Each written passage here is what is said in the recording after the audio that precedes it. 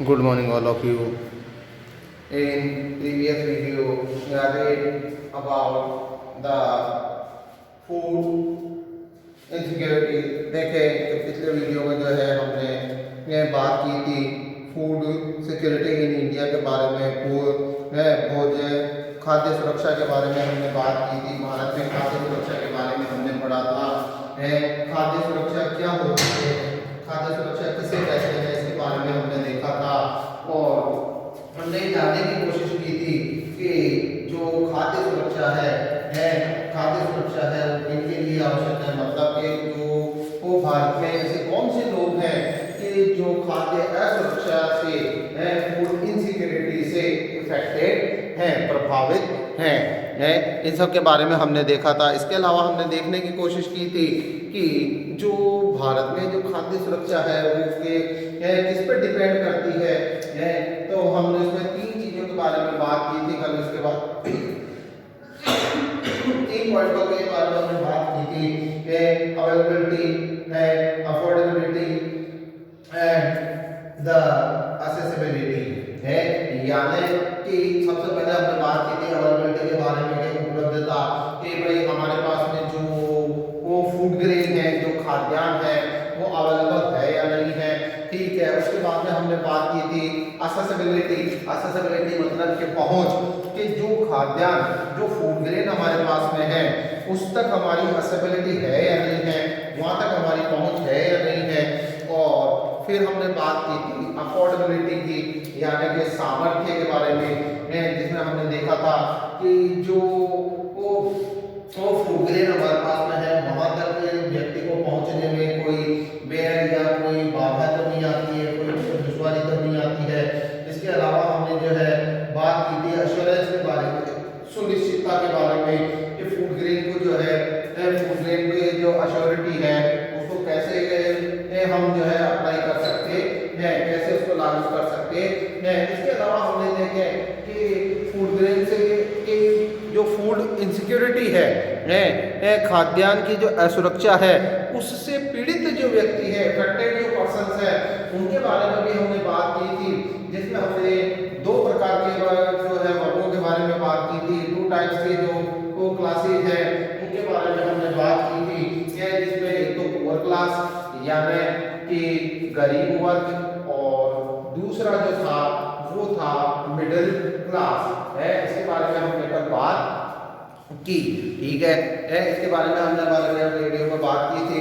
हमने देखा था कि जो गरीब व्यक्ति है, जो गरीब वर्ग के लोग हैं वो जो है सीधे तौर पर जो है फूड इनसिक्योरिटी से इफेक्टेड होते हैं। अब यहाँ पर हम उसी चीज को आगे बढ़ा रहे हैं, उसी चीज को हम आगे बढ़ा रहे हैं। वो आर फूड इनसिक्योर है कि वो कौन है, खाद्य असुरक्षित कौन है, खाद्य असुरक्षित कौन है, वो कौन से व्यक्ति हैं, वो कौन लोग हैं कि जो खाद्य असुरक्षा से पीड़ित हैं। इसके बारे में हम बात करेंगे। इसके बारे में हम आगे चल रहे हैं, यहाँ पर देखें और आगे बढ़ते हुए हम देखने की कोशिश कर रहे हैं यहाँ पर कि वो कौन लोग हैं जो खाद्य असुरक्षा से पीड़ित हैं। अगर हम ये बात करते हैं तो इनमें कुछ व्यक्ति भी यहाँ पर हम एग्जाम्पल देख रहे हैं, जैसे लैंडलेस पीपल है, प्रोवाइडर्स ऑफ एडिशनल सर्विसेज है, पेटिसाइल एम्प्लॉयड वर्कर्स हैं, जैसे ये भूमिहीन लोग हैं। कि ऐसे लोग आप देखें कि हम जब एग्रीकल्चर की अगर हम बात करते हैं, एग्रीकल्चर की हम बात करते हैं, कृषि की हम बात करते हैं, तो अकॉर्डिंग टू इंडियन पॉपुलेशन भारतीय जनसंख्या के अनुसार, आज हम ये देखते हैं कि आधे से अधिक जो जनसंख्या है, मोर देन हाफ जो पॉपुलेशन है, आधे से अधिक जो जनसंख्या है वो किस पे डिपेंड करती है, वो एग्रीकल्चर यानी कृषि पर निर्भर करती है। वो किस पर निर्भर करती है, वो कृषि पर निर्भर करती है। और डिपेंड ऑन एग्रीकल्चर। ठीक है। तो अब यहाँ पर जब आधे से ज्यादा अगर जनसंख्या अगर कृषि पर निर्भर कर रही है, मीन्स क्या हो गया कि सबके पास में जो भूमि है, जो लैंड है, उसका डिस्ट्रीब्यूशन इक्वल नहीं है उसके पास में क्या नहीं है कि आज जैसे कंडीशन हमारी यहाँ पर ये आती है कि लैंड एरिया जो है, लैंड का जो सरफेस एरिया है, भूमि का जो वो क्षेत्रफल है, ठीक है, वो तो बिल्कुल फिक्स है, वो तो बिल्कुल निश्चित है, उसको तो आप घटा बढ़ा नहीं सकते, ठीक है। अब हम यहाँ पर इंडिया के एस्पेक्ट में बात कर रहे हैं, भारत की अगर हम बात कर रहे हैं, अगर हम भारत के परिदृश्य में बात कर रहे हैं तो हम ये चीज देखते हैं कि कृषि से संबंधित जो भूमि है, एग्रीकल्चर से रिलेटेड जो लैंड है, वो क्या नहीं है, वो इक्वल नहीं है। अब इक्वल क्यों नहीं है, तो सबसे पहले तो बात आती है निकल कर सामने वो ये आती है कि भाई जो भूमि है जो इंडिया का जो सरफेस एरिया है, भारत का जो क्षेत्रफल है, वो कैसा है, वो असमान है, अनइक्वल है। अनइक्वल कैसे है कि भाई कहीं तो जो है डेजर्ट एरिया है, कहीं तो रेगिस्तानी इलाका है, तो कहीं पर जो है पर्वत एरिया है, माउंटेन एंड हिली रीजन्स है,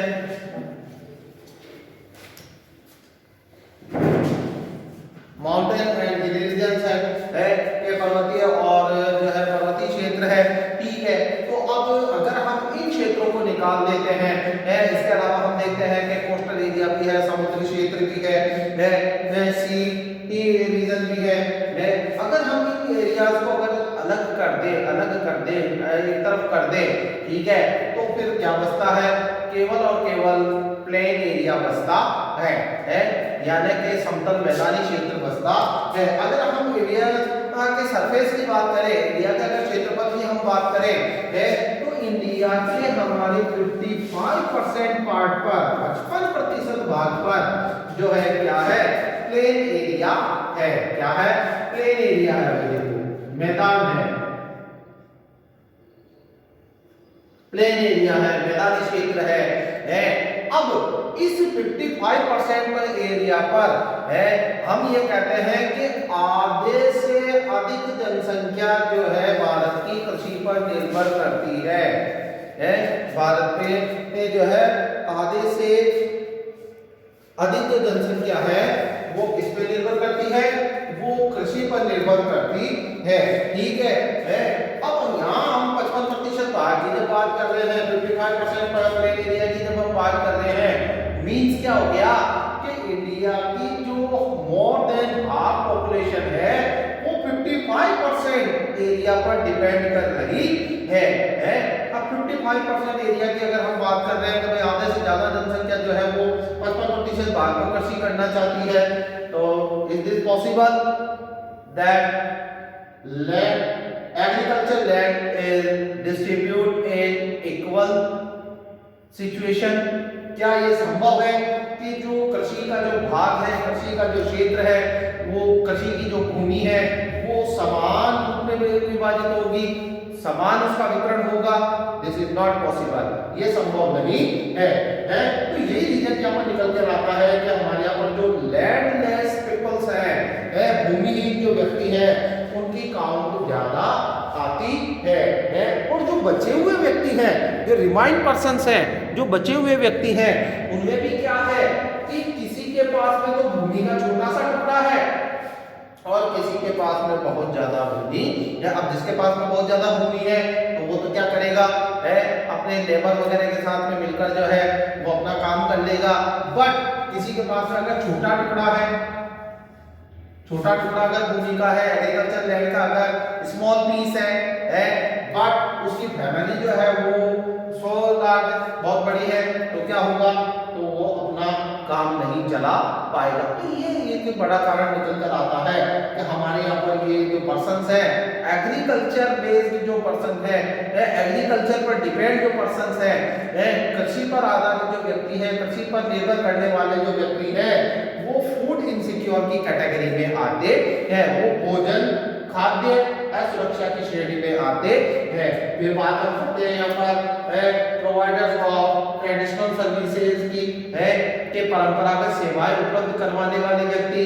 तो इसको मैं एक छोटे से एग्जांपल से ही आपको बता दूं कि कोई अगर जैसे मान लो बंधुआ मजदूर जिसको हम कह सकते हैं कि जिसके पिताजी भी जो है नौकर रहे थे, उसके पिताजी के पिताजी भी नौकर रहे थे और आने वाली संतानें भी नौकरी ही कर रही है, नौकर के जैसा ही काम कर रही है।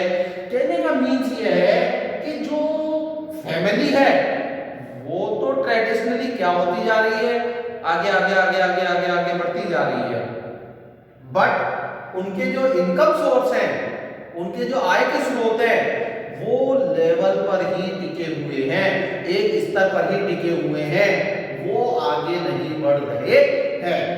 तो ये चीज यहाँ पर आ जाती है। फिर हम बात करते हैं ब्रिटिश एम्प्लॉय वर्कर्स की है, यानी कि छोटे स्वरोजगार श्रमिक है कि जो अपना ही काम करते हैं, छोटा मोटा काम करते हैं है। जैसे मान लो किसी ने ठेला गाड़ी लगा रखा है, किसी ने मोची वगैरह का काम कर रखा है, पॉपुलर बना हुआ है या कोई रोड पर बैठकर सड़कों पर बैठकर जो अपना सामान बेच रहा है तो वो चीज यहाँ पर आ जाती है। ठीक है कि यह क्या होता है कि इनका अगर मान लो रोजगार अच्छा चल गया तो इनको खाने के लिए भोजन मिल जाएगा, और अगर नहीं चला तो क्या होगा, तो इनको खाने के लिए भोजन नहीं मिल पाएगा, और अगर मिलेगा भी तो इतनी कम मात्रा में मिलेगा कि जिससे इनका पोषण पूरा नहीं हो पाएगा है। तो ये देख रहे हैं हम यहाँ पर कुछ ऐसे व्यक्तियों के बारे में हम बात कर रहे हैं यहाँ पर कि जो खाद्य असुरक्षा के अंतर्गत आते हैं, फूड इनसिक्योरिटी की से ये इफेक्टेड होते हैं। अब इनको प्रॉब्लम क्या होती है, प्रॉब्लम क्या होती है, तो कल हमने एक स्कैर्सिटी के बारे में बात की थी, भुखमरी के बारे में बात की थी। अब ये भुखमरी की जो कंडीशन है, स्कैर्सिटी की जो पोजीशन है, ये कंडीशन है, ये आती कैसे है, तो यहाँ पर हम देखते हैं that poor peoples suffered from chronic hunger है कि जो गरीब लोग हैं, गरीब जो लोग हैं वो पुरानी भूख से पीड़ित होते हैं। अब ये भूख, ये हंगर भी क्या नई और पुरानी होती है क्या, तो बिल्कुल देख सकते हैं हम यहाँ पर है क्या। हम जैसे मान लो कि एक कोई पर्सन है, कोई भी XYZ कोई भी पर्सन है, XYZ कोई भी पर्सन है तो क्या हुआ कि उसको नीड थी 4 चपातियों की, लेकिन उसको क्या हुआ, 2 ही चपाती मिली, 2 ही चपाती मिली। ठीक है, फिर आगे बढ़े फिर वही प्रॉब्लम, फिर आगे बढ़े फिर वही प्रॉब्लम है। तो ये इस तरीके से जो ये भूखा रहने का जो इंसान अपना समय बिताता रहता है, तो ये फिर किस श्रेणी में आ जाता है, ये किस कैटेगरी में, क्रॉनिक हंगर की कैटेगरी में आ जाता है। आज हम छोटी सी एग्जांपल हमारा खुद का ही ले लेते हैं भाई, हमारा खुद का ही ले लेते हैं। ठीक है कि महीने 20 दिन के लिए, 15 दिन के लिए या 2-3 महीने के लिए, 2-4 साल के लिए जो है हम कहीं पर जाते हैं, अपनी स्टडी करने के लिए बाहर चले जाते हैं, पढ़ाई करने के लिए हम बाहर चले जाते हैं। वहां से लौटकर जब हम अपने घर पे आते हैं तो माताजी से मिलते ही सबसे पहले शब्द क्या होते हैं माताजी के, बड़ा दुबला हो गया, खाने को नहीं मिलता है क्या, समय पे नहीं खाता है क्या। तो ये देखें, ये एक एग्जांपल यहाँ पर हम ले रहे हैं। ठीक है, इस चीज को जब हम यहाँ पर देख रहे हैं तो जब हमारे साथ इस तरीके की बात है तो भैया यहाँ तो बात उस व्यक्ति की हो रही है कि जो फूड इनसिक्योर है, खाद्य असुरक्षा से ग्रसित है, इन्फेक्टेड है। तो यहाँ पर हम देख रहे हैं कि ये जो पुरानी भूख वाली बात हम यहाँ पर कर रहे हैं, तो ये पुरानी जो भूख है ये किस तरीके की होती है उसके बारे में हम देख रहे हैं। और इस पुरानी भूख से पीड़ित कौन व्यक्ति होते हैं कि जो फूड इनसिक्योर पर्सन होते हैं, खाद्य असुरक्षित व्यक्ति होते हैं। अब देखें, जब हम इंडिया की बात करते हैं, इंडिया की जब हम बात करते हैं, भारत की जब हम बात करते हैं कि जो पॉपुलेशन के पॉइंट ऑफ व्यू से, जनसंख्या के दृष्टिकोण से बहुत बड़े देशों की गिनती में आता है, लार्ज कंट्रीज की काउंटिंग में आता है। इसकी जब हम अगर बात करते हैं तो हम यहाँ पर क्या देखते हैं कि इंडिया के कई पार्ट ऐसे हैं, कई रीजन ऐसे हैं कि जहाँ पर आपको फूड इनसिक्योरिटी की प्रॉब्लम बहुत ज्यादा देखने को मिलती है। इनमें कौन से पार्ट है? तो सबसे पहले हम बात करते हैं इकोनॉमिकली बैकवर्ड रीजन्स की। इकोनॉमिकली बैकवर्ड रीजन्स की हम बात करते हैं। आर्थिक रूप से जो पिछड़े हुए राज्य हैं, आर्थिक रूप से पिछड़े हुए जो क्षेत्र हैं, वहां पर आपको फूड इनसिक्योरिटी बहुत ज्यादा देखने को मिलेगी। आर्थिक रूप से पिछड़े हुए कौन से क्षेत्र हैं, इकोनॉमिकली बैकवर्ड कौन से रीजन्स हैं? तो यहाँ पर हम देखते हैं आज जैसे यूपी है, बिहार है कि यहाँ पर कहने को तो डेवलपमेंट बहुत है, बट जो रिसोर्सेज हैं, जो संसाधन हैं, वो जनसंख्या के दृष्टिकोण से, पॉपुलेशन के पॉइंट ऑफ व्यू से क्या है? बहुत पीछे हैं, बहुत कम हैं। आज जैसे अपन बिहार की बात करते हैं, बिहार की अगर हम बात करते हैं 1102 पर्सन्स पर स्क्वायर किलोमीटर का यहाँ पर जो है डेंसिटी आती है। मतलब कि प्रति वर्ग किलोमीटर में बिहार में 1102 व्यक्ति निवास करते हैं। तो अब हम यहाँ पर ही अंदाज लगा लेंगे कि यहाँ पर क्या पोजीशन बनने वाली है। यहाँ पर पोजीशन ये बनने वाली है कि खाद्य सामग्री है 10 व्यक्तियों के लिए, लेकिन खाने वाले व्यक्ति हैं 20। ये कंडीशन यहाँ पर आती है। तो अब यहाँ पर जो चीज है वो क्या है? ये इकोनॉमिकली बैकवर्ड एरिया की कैटेगरी में आ जाते हैं। और भी कई ऐसे जगह हैं, और भी कई ऐसे प्लेस हैं, कई ऐसे जगह हैं कि जहाँ जिनको हम जो है इकोनॉमिकली बैकवर्ड एरिया की कैटेगरी में जिनको हम ला सकते हैं कि जहाँ पर इंडस्ट्रियल डेवलपमेंट हो गया, औद्योगिक विकास तो हो गया, बट वहाँ की कंडीशंस कैसी है कि वहाँ पर जो लेबर्स हैं, जो मजदूर हैं, उनकी जो लेबर है, उनकी जो श्रम है वो बहुत कम है। उनको बहुत कम रुपया प्राप्त होता है, उनको बहुत कम पैसा मिलता है, जिसकी वजह से क्या होता है? उनको जो है उनकी जो नीड है, उनकी जो आवश्यकताएं हैं वो कंप्लीट नहीं हो पाती है, वो पूरी नहीं हो पाती है। अब आगे बात आ रही है हमारे ट्रेडिशनल एरियाज की, ट्राइबल एरियाज यानी कि पिछड़े हुए क्षेत्र है, जस्ट लाइक छत्तीसगढ़, झारखंड है, मध्य प्रदेश है, इस टाइप के एरिया के जहां पर लिटरेसी नहीं है, जहां पर शिक्षा नहीं है, ठीक है। तो अब जहां शिक्षा नहीं है वहां के लोग क्या करेंगे कि वहां के लोग जो है छोटा मोटा काम भी करेंगे, और अगर वो छोटा मोटा काम करेंगे तो क्या होगा कि उनको जो है उनकी नीड कंप्लीट करने में प्रॉब्लम आएगी, उनको उनकी आवश्यकताएं पूरी करने में जो है समस्याएं आएगी है, और फिर क्या होगा? वो भी धीरे धीरे फूड इनसिक्योरिटी की ओर बढ़ेंगे, वो भी जो है धीरे धीरे जो है खाद्य असुरक्षा की ओर बढ़ेंगे। नेक्स्ट आता है रिमोट एरियाज यानी कि पर्वतीय क्षेत्र, पर्वतों से घिरा हुआ क्षेत्र है। अब यहाँ पर पर्वतों से घिरे हुए क्षेत्र से मतलब क्या हो गया कि भाई नेचुरल है, क्या ऐसा कोई डेवलपमेंट तो आने वाला है नहीं है। आज जैसे हम पर्वतों से घिरे हुए क्षेत्र की अगर हम बात करें तो जस्ट लाइक असम, त्रिपुरा, मेघालय है, ये वो एरियाज है कि जहाँ पर क्या है, ना तो एग्रीकल्चर है, ना इंडस्ट्रियल डेवलपमेंट है। तो यहाँ पर क्या होगा? यहाँ पर नेचुरल है कि जो रिसोर्सेज हैं, जो इनकम सोर्स है वो कम होंगी। फिर बात करते हैं हम और ऑन टू नेचुरल डिजास्टर्स है, यानी कि अत्यधिक प्राकृतिक आपदाओं से ग्रसित क्षेत्र के बसा और बिगड़ा के बार वहां पर डेवलपमेंट आया और नेचुरल डिजास्टर की वजह से क्या हुआ? प्राकृतिक आपदा की वजह से वह समाप्त हो गया कि कल ही तो घर बनाया था और दूसरे दिन वहां साफ भूकंप आ गया। तो ये देखें कि प्राकृतिक आपदाओं से ग्रसित क्षेत्रों में भी जो है बड़ी समस्याएं होती है, बड़ी प्रॉब्लम होती है और यहाँ पर मोस्टली क्या बना रहता है, फूड इनसिक्योरिटी की जो है कंडीशंस बनी रहती है। इतना कुछ होने के बावजूद भी हमारी जो इंडियन गवर्नमेंट है, भारतीय जो सरकार है, वो निरंतर रूप से क्या करती जा रही है, वो कंटिन्यूअसली ऐसे एफर्ट कर रही है, ऐसे प्रयास कर रही है कि जिससे क्या हो, कि जिससे वो सेल्फ डिपेंड बने। किसमें?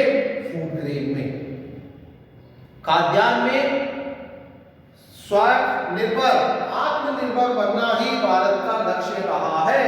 कब से? सिंस इंडिपेंडेंस, स्वतंत्रता से।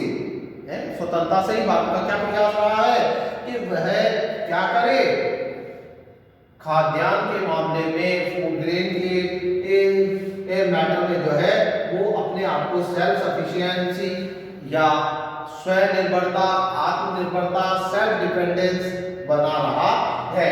और इसी का एक बहुत बड़ा एग्जांपल है, इसी का एक बहुत बड़ा उदाहरण है। इन 1966 में क्या हुआ, ग्रीन रिवॉल्यूशन जैसा एक रिवॉल्यूशनरी स्टेप हमारे पास में आया है कि हरित क्रांति जैसा एक बड़ा कदम हमारी सरकार के द्वारा उठाया गया। और इसमें एफर्ट किसने किए? एमएस स्वामीनाथन।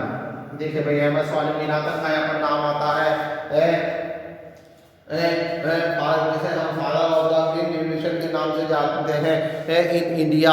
देखें कि वर्ल्ड लेवल की जब हम बात करते हैं, विश्व स्तर की जब हम बात करते हैं, तो नॉर्मन बोरलॉग ने जो है ग्रीन रिवॉल्यूशन को जो है सबसे पहले जो है इम्प्लीमेंट किया, लागू किया। अमेरिका से इनका जो है संबंध रहा है, ये अमेरिका से बिलोंग करते थे नॉर्मन बोरलॉग है। और भारत में अगर हम ग्रीन रिवॉल्यूशन की बात करते हैं तो ये 1966 में एमएस स्वामीनाथन के द्वारा जो है इम्प्लीमेंट किया गया, ये एफर्ट किया गया। जिससे क्या हुआ कि व्हीट एंड राइस प्रोडक्शन के जो गेहूं और चावल का जो उत्पादन था, जो मेन फूड ग्रेन क्रॉप्स थी, इंडिया की मेन फूड ग्रेन क्रॉप्स में आती थी, भारत की मुख्य खाद्यान्न फसलों की श्रेणी में आती थी, उसके प्रोडक्शन में ये क्या जाए, इंक्रीजमेंट लेकर आए। ठीक है कि हमारे जो भी पुराने इक्विपमेंट थे, ट्रेडिशनल जो इक्विपमेंट थे एग्रीकल्चर के लिए, कृषि के लिए, उनके स्थान पर नई इक्विपमेंट को जो है यूज में लिया जाने लगा, उपयोग में लिया जाने लगा, फर्टिलाइजर का जो है यूज होने लगा। और इन सब प्रयासों से फिर क्या हुआ कि पंजाब और हरियाणा जैसे एरिया में, पंजाब और हरियाणा जैसे क्षेत्रों में जो है उत्पादन में वृद्धि हुई। पंजाब हरियाणा के अलावा उत्तर प्रदेश का भी नाम इसमें ले सकते हैं, और दूसरे कई राज्य रहे जहाँ पर जो है ग्रीन रिवॉल्यूशन का इफेक्ट आया है। और इन्हीं सभी को देखते हुए, इन्हीं सभी चीजों को देखते हुए हमारी जो उस समय की प्रधानमंत्री रही इंदिरा गांधी, 1968 की हम यहाँ पर बात करते हैं, इंदिरा गांधी ने जो है इसे गेहूं क्रांति का नाम दिया। ठीक है, अब हम ग्रीन रिवॉल्यूशन से आने वाले जो इफेक्ट हैं, ग्रीन रिवॉल्यूशन से जो हमें प्रोडक्शन प्राप्त हुआ, उसको किस तरीके से जो हमारी गवर्नमेंटों ने यूज किया, उसके बारे में हम नेक्स्ट वीडियो में बात करेंगे। तब तक के लिए थैंक यू।